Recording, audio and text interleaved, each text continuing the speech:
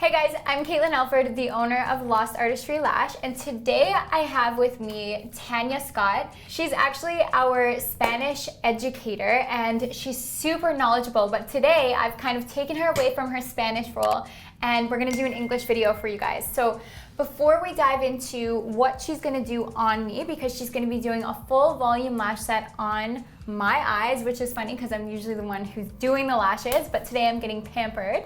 But anyways, before we dive into all of her mapping and all that stuff, I first want to ask a couple questions because it's nice to hear another lash artist's view as well. So Tania, a lot of people have been asking the difference between short, mid, and long stem fans and which one I prefer. And of course, I'm the owner of the company, so it's like, it's nice to hear someone else's opinion. She loves them all. I love them, of course, and of course. But it's nice to hear another artist's point of view. Like, do you have a preference between the short, mid, and long stem? Because I know you've been using our lashes for years now. I obviously like them all, but I love the mid stem just because it gives you great results pretty much on any type of eye and any client you have.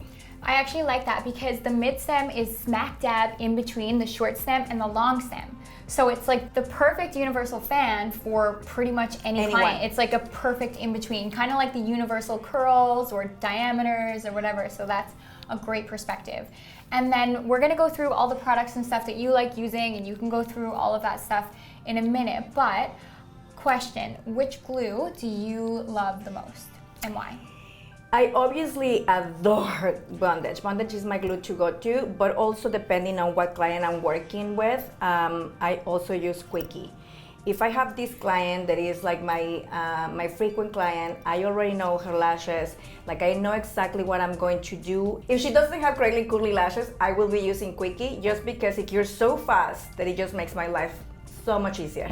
Yeah, it cures in like 1 second. It is insane, but there's a big difference. Like the consistency of bondage is a little bit thicker, which is obviously what you like, and the consistency of Quickie is a little thinner. So it's all about preference and speed and technique. Like you have to be fast to use Quickie glue for sure. For sure. Okay, so last question before we dive into all of this good stuff, the juicy stuff. You do lash lift and tints as well, which we're hoping to bring on to Lost Artistry really fast, really quickly here, but still taking a little while. We have to find the most perfect products, which thanks to you, you're helping us out with that.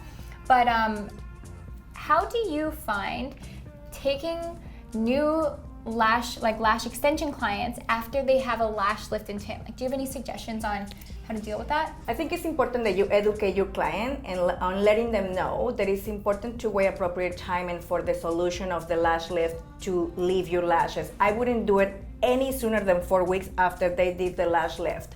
Otherwise, you're definitely going to have troubles into applying the lash in a very curly lash, and they're not going to last, that's for sure. Once she brushes the lash, it's gonna come off faster than you want it to come off. Because they're just way too curly. Way too curly. It is really difficult working with curly lashes just in general. Like I have some clients whose lashes are like very curly, and I find that I have to be really cautious. It takes me double the time, and I have to apply from the bottom of the lash only. But that's even with a natural curl that's kind of progressive and like it's very chill.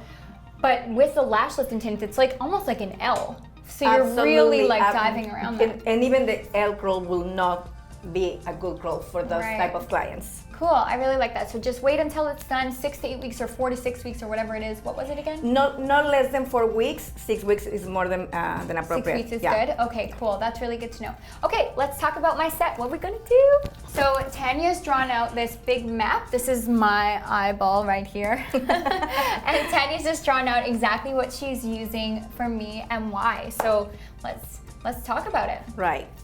This is what I'm going to be doing on her. It's either the squirrel or kitten, is the same. So I am going to start with her like doing a little bit, actually I'm going to do the whole set. I'm going to be doing feathering, which means I'm going to be mixing curls through. Right in the inner corner, I'm going to be using 8 and 9s. Then I'm going to move to 9, 10s, 9, 10s, 11s, 10, 11s, 12s, 11s, 12s, 13s. And right here, where she has the more, her eyes is a lot more open. And her longer lashes are right there. We will be using 12, 13s, and 14s. just about here and at the end of her eyes, her lashes tend to drip a little bit. So we are going to be using CC Curl for that area just to give her a little bit of lift.